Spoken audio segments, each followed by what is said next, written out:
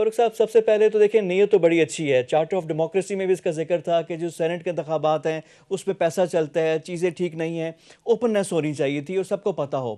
لیکن جو easy way کیوں گورنمنٹ نے ڈھونڈ لیا؟ سپریم کورٹ میں بھی کیس چل رہا تھا، آپ آئینی ترمیم بھی لا سکتے تھے اپوزیشن کے ساتھ، یہ آرڈیننس کی ضرورت کیوں پیش آئی؟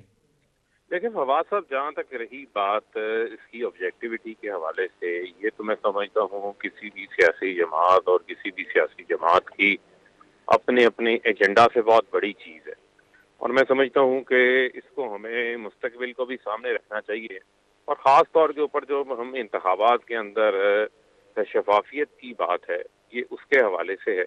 اور خاص طور کے اوپر آپ کے علم میں ہے کہ سینٹ انتخابات کے اوپر ہمیشہ سے یہ الزامات لگتے تھے کہ پیسہ چلتا ہے، ہارس ٹریڈنگ ہوتی ہے، جس میں یقیناً سچائی بھی تھی. اور آپ کے علم میں ہے کہ 2018 سے قبل ہم نے اپنے 20 ایم پی ایز کو پارٹی سے نکالا تھا سینٹ کا ووٹ بیچنے کے اوپر، اور اسی طرح کی شکایات جو ہے وہ اپوزیشن بھی کرتی رہی کہ جی ہمارے 14 لوگ غائب ہو گئے، جن کو آج بھی انہوں نے سینے سے لگا کے رکھا ہوا ہے، ان کے خلاف کوئی کارروائی نہیں کی. اور آپ یہ دیکھیں کہ ہم نے تو سینٹ کے اندر وہ ترمیم ٹیبل کی، لیکن اس کے اوپر بجائے مثبت بحث کرنے کے جو اپوزیشن نے رویہ اختیار کیا، جس طریقے سے اسپیکر کے اوپر حملہ کیا، جس طریقے سے ایوان کے ماحول کو جو ہے وہ قانون سازی کے ماحول کو پہلوان سازی کے ماحول میں تبدیل کر دیا انہوں نے، وہ بھی آپ کے سامنے ہے.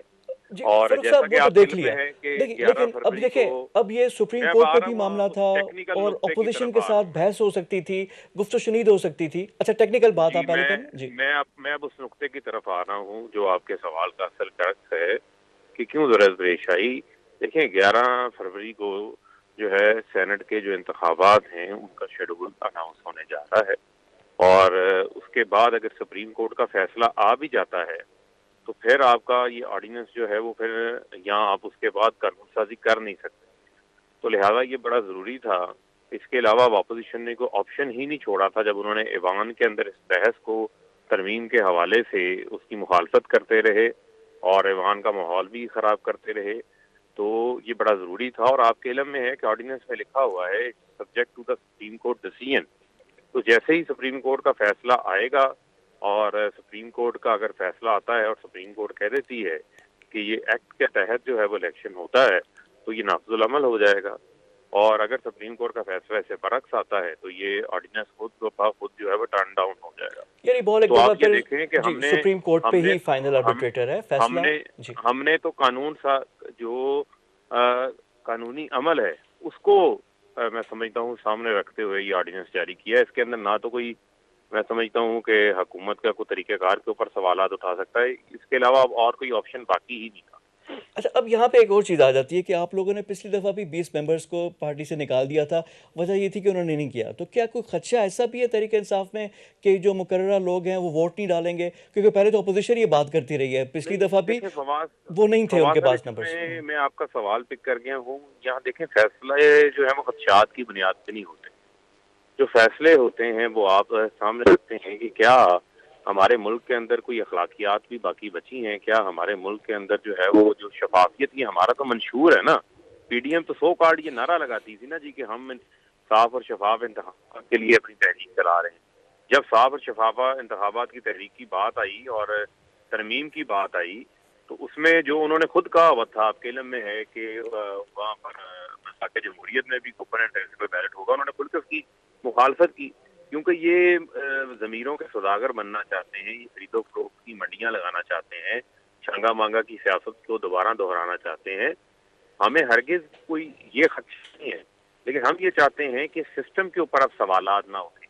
اس سسٹم کی جو شفافیت ہے، جمہوریت کی جو مضبوطی ہے، اس کو بنانے کے لیے اگر کوئی اقدام اٹھایا جا رہا ہے تو میں سمجھتا ہوں کہ اس کی تمام جماعتوں کو ہر صورت حمایت کرنی چاہیے. لیکن آپ دیکھیں کہ اس کے برعکس کیا تو ایک طرف آپ دیکھیں کہ اخلاقی طور کے اوپر پی ڈی ایم کہاں پر کھڑی ہے، اور دوسری جانب جو ہے وہ وزیر اعظم صاحب نے اسٹینڈرڈز کی ایک ہائی مثال جو ہے وہ قائم کی ہے. اس حوالے سے. اچھا یہاں پہ اب جو اختلاف بھی جو کرتے ہیں اپوزیشن کا، تو چلے آپ نے کہہ دیا کہ انہوں نے تو کر دیا، اور جو پارلیمنٹ میں وہ ہم نے بھی دیکھ لیا، لیکن اب یہاں پہ ہے کہ جو اب دورے ہو رہے ہیں ہنگامی، جو پیکیجز اناؤنس ہو رہے ہیں، جو ممبران کو ڈیولپمنٹ فنڈ دیے جا رہے ہیں، لوگ اس پہ بھی سوال کر رہے ہیں، اس کی ٹائمنگ پہ بھی سوال کر رہے ہیں کہ جب انتخابات ہیں تو ملاقاتیں بھی ہو رہی ہیں، جو جنوبی پنجاب کے بھی لوگ آ رہے ہیں، M N As, M P As, Usman Buzdar صاحب بھی ہیں، پرائم منسٹر بھی ہیں، یہ بھی ملاقاتیں کر رہے ہیں، تو اس پہ بھی کچھ لوگ اعتراض اٹھا رہے ہیں. دیکھیں یہ تو بلا جواز اعتراض ہے نا. اگر وزیر اعظم صاحب اپنی پارٹی کے منتخب اراکین کو نہیں ملیں گے تو کس کو جا کے ملیں گے؟ یا وزیر اعلیٰ وزیر اعظم سے نہیں ملیں گے تو کس کو ملیں گے؟ اور یہ ملاقاتیں جو ہیں وہ پہلے بھی ہوتی رہتی ہیں، یہ روٹین کا لیکن اب کچھ زیادہ ہو رہی ہیں. نہیں پارلیمنٹ، دیکھیں انتخابات جب بھی ہوتے ہیں تو انتخابات کی تیاریاں تو ہوتی ہیں، اور آپ یہ بھی ذہن میں رکھیں کہ پہلے بھی یہ ملاقاتیں روٹین کے اندر ہوتی ہیں. ہماری ہر پارلیمنٹری سیشن کے اندر ہماری پارلیمنٹری پارٹی کی ملاقات بھی ہوتی ہے، منتخب اراکین بھی وزیر اعظم سے ملتے ہیں، وہ اپنی عوام کے مسائل بھی ان کے سامنے رکھتے ہیں. اور آپ دیکھیں جہاں تک بات ہوتی ہے ترقیاتی فنڈز کے حوالے سے، دیکھیں وہ ہمارا پاکستان کا جو آئین ہے، وہ آئین یہ کہتا ہے کہ آپ نے لوگوں کو ریسورسز فراہم کرنے ہیں، پینے کا صاف پانی فراہم کرنا ہے، بنیادی صحت کی سہولیات دینی ہے، تعلیم کی سہولیات دینی ہے. اگر عوامی نمائندے جو ہے وہ اپنی عوام کی آواز لے کر آگے آتے ہیں اور عوام کو فیسیلیٹیٹ کرنے کے لیے سہولتیں فراہم کی جاتی ہیں، اور اس کے ساتھ ساتھ ہمارا سوشل انڈیکس کے اندر 150واں نمبر ہے، اور ہم نے سائن کیا ہوا ہے S D G sustainable development goal, U N charter 2030 کا ہمارا ٹارگیٹ ہے، اس کو اسی اسمبلی نے اس قرارداد کو اڈاپٹ کیا ہوا ہے. تو لہٰذا اس کے تحت ہی سسٹینیبل ڈیولپمنٹ گولز کے تحت ہی تمام تر ڈیولپمنٹ ہوتی ہے.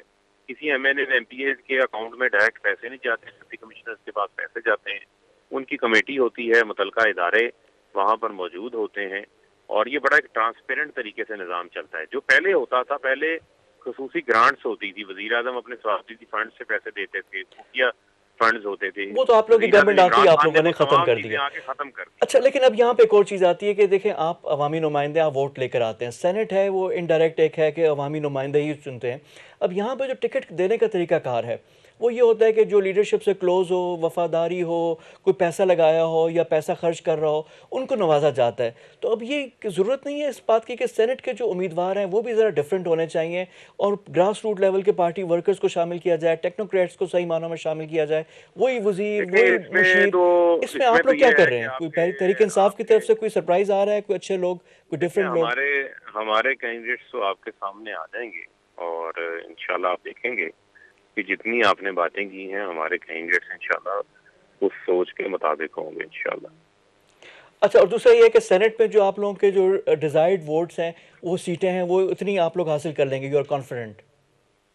جی بالکل، کیوں نہیں، انشاءاللہ ہماری تمام تر وکیل ہے اس کے اوپر، اور ہمارے اراکین جو ہے وہ وزیر اعظم عمران خان کی قیادت کے اوپر پورا اعتماد کرتے ہیں، اور سینٹ میں جو ہمارا مینڈیٹ ہے وہ ہمیں ملے گا، ہم مینڈیٹ کا بھی احترام کرتے ہیں. اچھا فاروق صاحب، اب آپ کی موجودگی اور آپ وہ فورن فنڈنگ کا نام نہ ہو تو یہ تو اب ہو نہیں سکتا، اب تو یہ لازم ملزوم ہو گئے.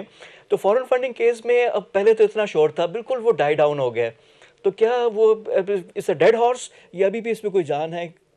نہیں دیکھیں، اس کے اوپر تو ریگولر اسکروٹنی کمیٹی کی جو ہے وہ میٹنگز ہو رہی ہیں، اور میں سمجھتا ہوں کہ ہم نے تو اپنے 40,000 ڈونرز کا ریکارڈ بھی دے دیا، اپنی بینک سٹیٹمنٹس بھی ریکنسائل کروا دی. اب پچھلے 4 سال سے P M L N Peoples Party جو ہے وہ اپنے اکاؤنٹ جمع نہیں کروا رہی، اپنی رسیدیں جمع نہیں کروا رہی، تو اب وہ بھی کٹہرے میں ہے، اور اس کے ساتھ ساتھ فضل الرحمان کی جماعت بھی کٹہرے میں آ گئی ہے. عراق سے، لیبیا سے فنڈنگ کے ثبوت سامنے آ گئے ہیں، ان کے دفاتروں کے افتتاحی تختیوں کے اوپر لکھا ہوا ہے کہ یہ پیسہ معمر قذافی لیبیا سے حاصل کیا گیا، اور ان کی اپنی ہی جماعت کے لوگ، حافظ حسین احمد صاحب، مولانا شیرانی، مولانا شجاع ملک جو ہے اس حوالے سے آ کے انکشافات کر رہے ہیں.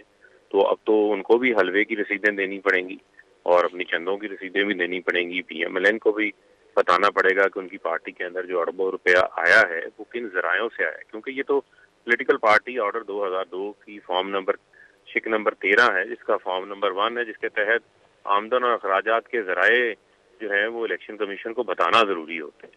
تو میں امید کرتا ہوں کہ الحمدللہ کر کے یہ بھی کوئی نئے ذرائع سامنے لے کر آئیں گے، اور اس بار امید کرتے ہیں کہ وہ قطری خط کی بجائے وہ حقیقی ذرائع سامنے آئیں گے. اور یہ ساری باتیں اکراس دا بورڈ، یہ اکاؤنٹیبلٹی ہونی چاہیے، شفافیت ہونی چاہیے.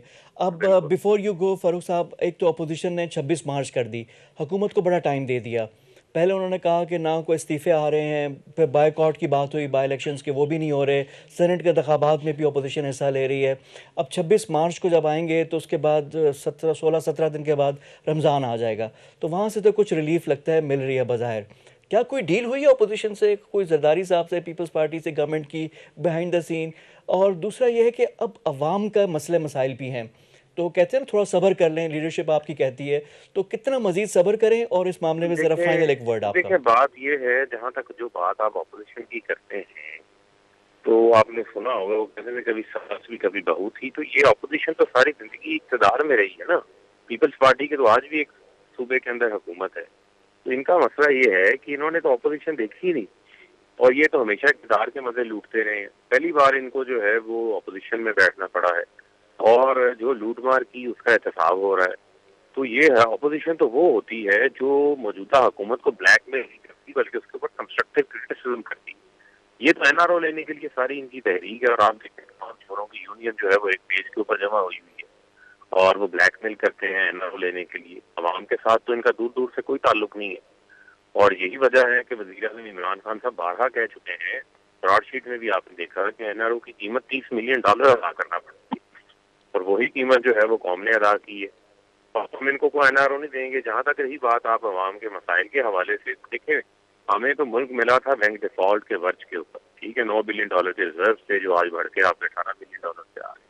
کرنٹ اکاؤنٹ ڈیفیسٹ $20 ارب تھا جو آج کرنٹ اکاؤنٹ سرپلس کے اندر تبدیل ہو گیا ہے۔ ملک کی معیشت کی آؤٹ لک ایسی تھی کہ ہماری اسٹاک ایکسچینج نیچے جا رہی تھی، جو دوبارہ پھر اب کانفیڈنس بحال ہوا، 47,000 پوائنٹ سے اوپر آ گئی ہے۔ ٹریڈنگ کا حجم کے 15 سال کے ریکارڈز ٹوٹ گئے ہیں۔ لارج اسکیل مینوفیکچرنگ بڑی تیزی سے پاکستان کے اندر اس کے اندر اضافہ ہو رہا ہے، 7% اضافہ ہو چکا ہے۔ ایکسپورٹ کے اندر پچھلے 7 ماہ سے یہ 7 سالہ تاریخ جو کا ریکارڈ ٹوٹا ہے کہ مسلسل $2.5 ارب سے ماہانہ جو ہے وہ ہماری ایکسپورٹس میں اضافہ ہو رہا ہے۔ اتنے ہی $2.5 ارب کے ہمیں فارن ریمیٹنسز آ رہی ہیں، اور آپ دیکھیں کہ اسی انداز سے ملک کے اندر بڑی تیزی سے ہماری جو ایکسپورٹس بڑی ہیں ٹیکسٹائل سیکٹر کی خاص طور پر، آپ دیکھیں کہ ہمارے پاس لیبر شارٹ ہو گئی ہے، جو اسکلڈ لیبر ہے، تو بڑی تعداد کے اندر پازیٹیو انڈیکیٹرز آ رہے ہیں۔ سی پی آئی بھی نیچے آ گیا ہے، 5.4% پہ آ گیا ہے، جو پچھلے سال جنوری میں 14% کے اوپر تھا۔ کھانے پینے کی جو خاص طور پہ ہماری ڈیلی استعمال کی چیزیں ہیں، آلو، پیاز، ٹماٹر، ان کی قیمتوں کے اندر بھی خاصا خواہ جو ہے وہ فرق آیا ہے۔ تو میں سمجھتا ہوں کہ حکومت نے کافی فوکس کیا ان چیزوں کے اوپر۔ کچھ چیزیں ایسی ہیں جس طرح پیٹرول ہے، انٹرنیشنل پرائسز اس کی میں اضافہ ہوا ہے بہت ساری چیزوں میں، تو انشاءاللہ ان کو بھی ہم قابو پائیں گے۔